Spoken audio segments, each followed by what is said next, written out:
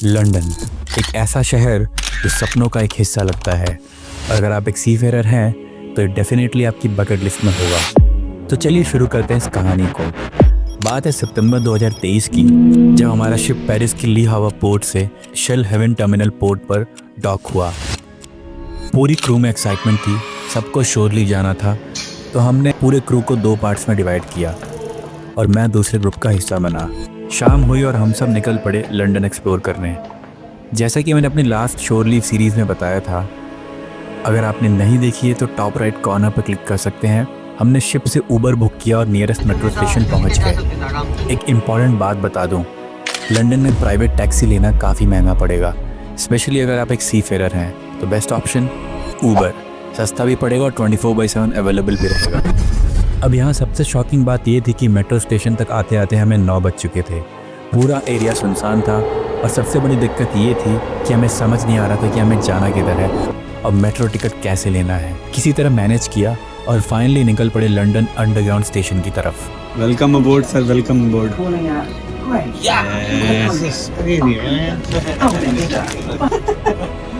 पूरा 1 घंटे का सफ़र करने के बाद हम लोग लंदन अंडरग्राउंड स्टेशन पहुंच गए।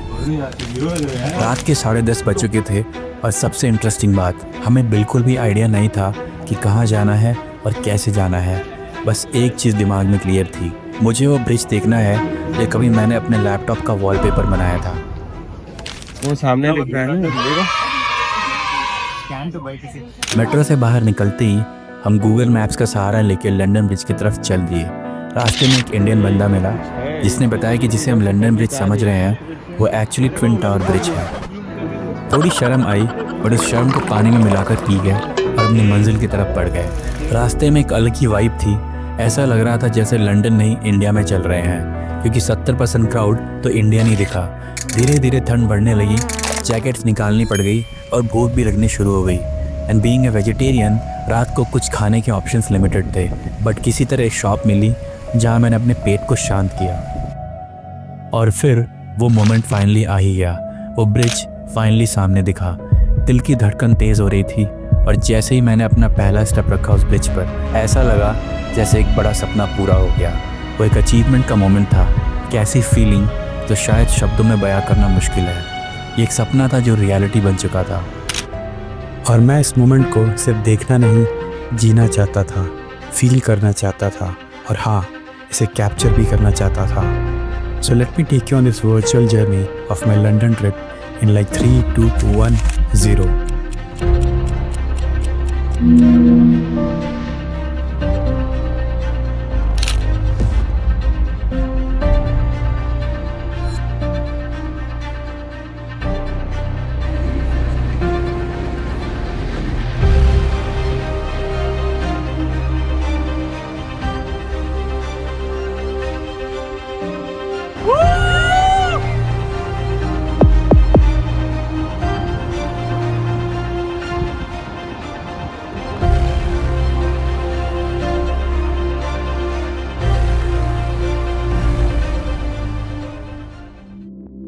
पूरे 7 घंटे लंदन ब्रिज के पास टाइम स्पेंड करने के बाद हम लोग अपने शिप की तरफ निकल पड़े। सुबह के 7 बज चुके थे और लाइफ का सबसे बेहतरीन सनराइज़ देखने के बाद एक ही थॉट आया, जैसे मैंने शिप सिर्फ इसी ट्रिप के लिए ज्वाइन किया था। अब बारी थी डिपार्चर की। शिप पर आते आते 8 बज चुके थे और शिप का डिपार्चर टाइम था अराउंड 1000 आवर्स। सारे प्रीचेक्स कंप्लीट किए and we set sail for Belgium. 3 दिन के सेल के बाद हमारा शिप एंटवर्प में डॉक हो चुका था। एंड गेस व्हाट, यहाँ PSC port state control inspection होने वाला था।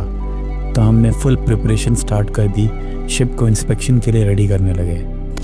और फिर पूरे 2 दिन की मेहनत के बाद एक बम ड्रॉप हुआ। PSC इंस्पेक्शन कैंसिल हो गया। तो बस बिना टाइम वेस्ट किए शोर लीव मोड ऑन। ऑनेस्टली इस शिप पर काम तो बहुत ज़्यादा था, बट शोर लीव के मामले में ये मेरा बेस्ट वेसल था। और अब एक्साइटमेंट डबल थी कि एंटवर्प एक्सप्लोर करने का प्लान रेडी हो चुका था। सुना है बेल्जियम को चॉकलेट सिटी भी कहा जाता है, तो बस वही मिशन लेकर मैं, ET और मोटरमैन निकल पड़ी सिटी एक्सप्लोर करने। एंटवर्प एक छोटा सा शहर है और अगर आप शाम के 5 बजे के बाद घूमने का प्लान बना रहे हैं तो भूल जाओ, क्योंकि यहाँ सब कुछ अर्ली क्लोज हो जाता है और शाम को पूरा सन्नाटा होता है। लेकिन अच्छी बात ये थी कि हम लोग सुबह 10 बजे की शोर लीव के लिए निकल गए थे। Perfect timing, perfect plan. अब एंटवर्प पोर्ट पर डॉक होते टाइम मैंने एक बहुत बड़ा झूला देखा था और तभी दिमाग में एक टारगेट सेट कर लिया था कि अगर शोर लीव मिला तो इस पर राइड तो पक्का करूँगा।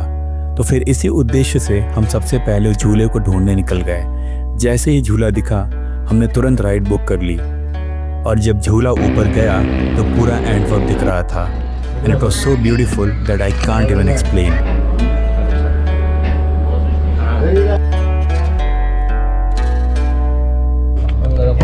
अगर आप एंटवर्प में हैं और आपके पास 2-3 दिन का टाइम है तो आप काफ़ी चीज़ें कवर कर सकते हैं। For example Antwerp central station which is one of the most beautiful railway stations in the world. Then port of Antwerp and Ferris field जिसे हमने रिसेंटली अभी एक्सपीरियंस किया। देन आप जा सकते हैं zoo Antwerp which is one of the oldest zoos in Europe located right to the station. Then सबसे important चीज़, अगर आप बेल्जियम की किसी भी सिटी में हैं then chocolate tasting. Visit shops like the Chocolate Line or some delicious Belgian chocolates. So let me take you on this virtual journey of Antwerp in like 3, 2, 1, 0.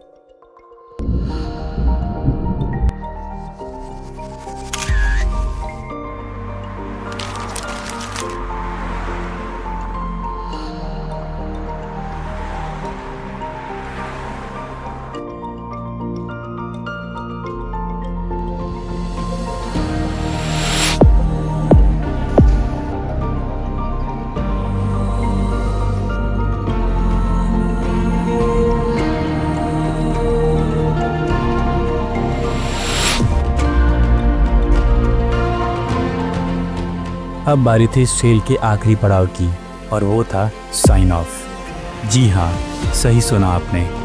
एक सीफेरर के लिए सबसे बड़ा मोमेंट होता है साइन ऑफ। ये किसी Diwali festival से कम नहीं होता।